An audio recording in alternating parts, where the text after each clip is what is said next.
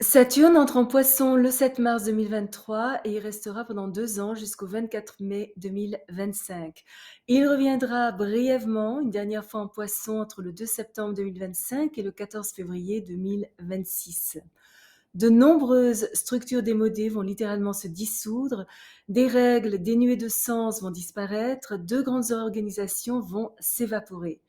D'un côté deviendront prédominants maladie, dépression et isolement, mais de l'autre, nous donnerons forme à nos rêves et le renouveau spirituel ainsi qu'un regain de foi deviendront tangibles.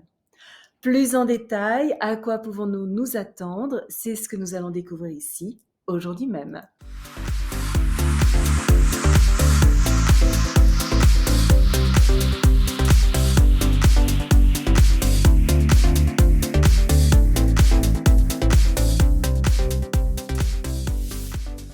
Bonjour, bienvenue sur ma chaîne où nous parlons de tout ce qui touche à l'astrologie. Michel Carène, astrologue, chaman, auteur de Astrology for Enlightenment, publié par Simon & Schuster, New York, ainsi que des cartes d'oracle astrologique Attuning with the Quantum.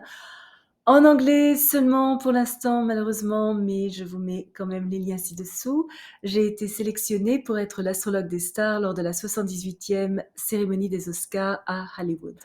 Parce que les positions planétaires sont cycliques, il est toujours intéressant de remonter dans le temps et de voir ce qui s'est passé dans le monde la dernière fois où Saturne était en Poisson.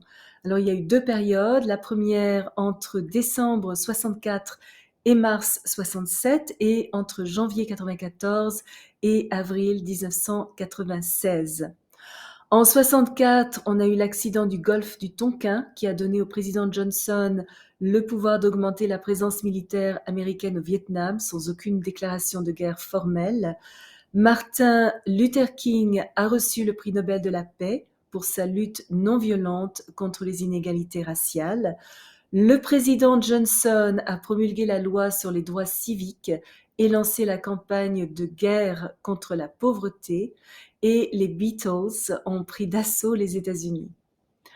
En 65, le président Johnson toujours a créé le programme Medicare qui a à faire avec donner des soins médicaux aux masses. Des émeutes raciales ont explosé en Californie.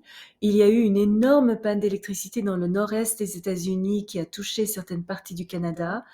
Et en 66, la NASA lançait le premier vaisseau spatial américain en orbite autour de la Lune, tandis que l'Union soviétique se posait sur la Lune.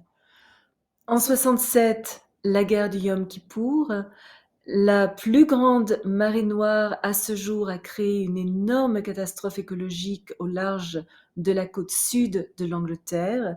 La première transplantation cardiaque réussie au monde a été réalisée par le docteur Barnard et les stations de radio pirates qui avaient gagné un public massif parmi les jeunes sont devenues illégales. En 94, donc beaucoup plus près de nous, la guerre civile en Rwanda a éclaté. Les premières tomates génétiquement modifiées ont été approuvées aux États-Unis. La Jordanie et Israël ont signé un traité de paix et le virus de l'Ebola s'est déclaré au Zaïre. En 95, les États-Unis imposaient des sanctions économiques contre l'Iran. En raison de ces violations des droits de l'homme, le Nigeria a été expulsé du Commonwealth et suite à l'intervention des Nations Unies, la guerre en Bosnie a pris fin. En 96, premières élections présidentielles à Taïwan et nous avons assisté à l'apparition de la maladie dite de la vache folle. Alors, Saturne, qui est la planète la plus karmique en Poisson, qui est le signe le plus karmique, est l'une des positions les plus déroutantes. Saturne et Poisson ne pourraient pas être plus éloignés l'un de l'autre. Saturne régit la discipline, la structure, travail acharné, sérieux, sens pratique, réalisme, ambition, statut social, devoir, responsabilité et obligation, alors que les poissons flottent avec le courant, sont attirés par les rêves, l'intuition, la sensibilité, la compassion, le mysticisme, la paix, la beauté, l'infini, la magie, l'intangible et l'invisible.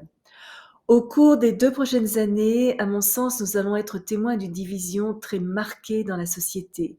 Pour ceux qui ont fait leur travail intérieur, la vie deviendra plus légère et heureuse, mais pour ceux qui ont mené une vie exclusivement matérialiste, guidée par leur ego, cupidité et égoïsme, bien pour eux, les choses deviendront de plus en plus difficiles et sombres.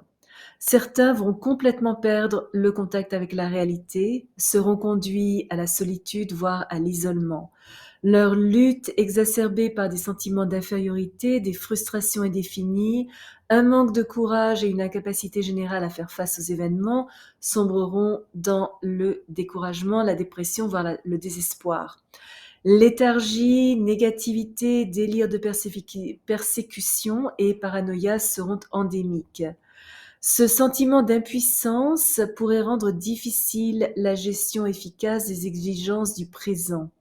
Ces personnes qui n'ont pas fait le travail sur eux, se sentant dans une prison émotionnelle, pourraient simplement céder aux conditions existantes sans essayer de les améliorer, sombrer dans la folie ou chercher le salut au travers de drogue et d'alcool dans une tentative mal avisée de reprendre un certain contrôle. Alors, pour tous, nous devons faire attention à ne pas être influencés par les pensées ou les idées des autres, ni nous laisser être la proie de sentiments d'infériorité, ni tomber dans une trop grande hypersensibilité. Il est important que nous évitions de prendre les choses personnellement et surtout, il est important que nous arrêtions de nous apitoyer sur notre sort. Nous laisser piéger dans les souvenirs du passé, nous laisser aller au regret ne servira qu'à détruire notre bonheur, notre créativité et notre utilité, créant des problèmes qui en fait n'existent pas vraiment. Nous pourrions malheureusement être le témoin d'un nouveau virus et constater qu'un grand nombre de gens tombent malades en proie à des problèmes de santé difficiles à diagnostiquer. Des dépressions nerveuses sont susceptibles de se produire, entraînant des hospitalisations, voire des séjours dans des établissements psychiatriques, mais les médecines alternatives vont aussi devenir beaucoup plus en vigueur. L'eau pourrait devenir un sujet épineux. La propreté de nos océans, mers, rivières et lacs, ainsi que la qualité de l'eau potable pourrait passer à l'avant-scène. Nous devrons peut-être travailler plus dur pour être reconnus et ne pas recevoir autant de crédit que nos efforts le justifieraient.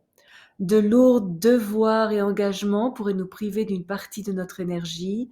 Notre ambition risque d'être contrecarrée. Les tactiques sournoises secrètes pour obtenir de l'argent, un statut social plus élevé ou un poste professionnel plus enviable sont tentantes, mais un égoïsme profondément enraciné ou des tendances égocentriques n'apportent qu'agonie. Donc, pas une bonne idée. Le choix que nous offre Saturne en Poisson est très simple, servir ou souffrir. De nouveaux dirigeants politiques vont émerger qui sont plus conscients et plus sensibles également. Sur un plan personnel, nous ne comprendrons peut-être pas toujours de quoi nous essayons de nous protéger. La vraie lutte pourrait être contre nous-mêmes. Nous pourrions inconsciemment devenir notre pire ennemi. Il est important de trouver la clé des problèmes extérieurs à l'intérieur de nous et découvrir notre valeur personnelle et nos capacités par nous-mêmes. Face aux obstacles, seule une auto-analyse objective nous permettra de trouver les moyens créatifs et constructifs d'aller de l'avant. Saturne en Poisson marque la fin d'un cycle. Un karma ancien est en cours de résolution.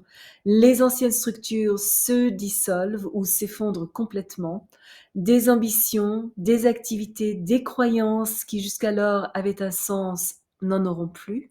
Jusqu'à ce que nous consolidions de nouvelles valeurs, nous pourrions nous sentir un peu perdus dans une sorte de désert, mécontents, confus, désorientés et émotionnellement confinés.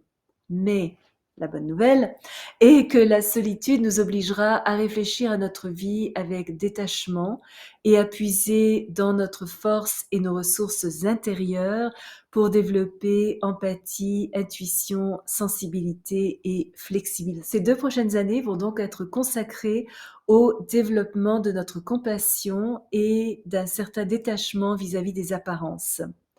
Après une période un peu d'attente, de rêve, d'introspection, au cours de laquelle nous allons explorer le sens de nos expériences antérieures et nous libérer de relations devenues vides, agir de manière constructive dans le présent nous aidera à nous sentir plus légers et plus heureux. Développer des attitudes réalistes face aux obstacles nous aidera à concrétiser notre intuition et notre imagination, à mettre en œuvre des solutions pratiques aux défis que nous rencontrons et à expérimenter avec de nouvelles approches de vie. Même si ça implique la nécessité de faire quelques sacrifices ou concessions ou à nous retrouver à travailler tranquillement dans les coulisses d'organisations caritatives, il est important que nous participions activement aux affaires du monde. Mais l'aspect le plus important de ce transit demeure la profonde reconnaissance de la nécessité d'élever notre fréquence vibratoire et de faire véritablement évoluer notre confiance en nous. Non pas en manipulant notre environnement, mais en développant le côté spirituel de notre nature. Aspiration mystique, introspection, contemplation intérieure, méditation, toute forme de discipline spirituelle viendront au premier plan.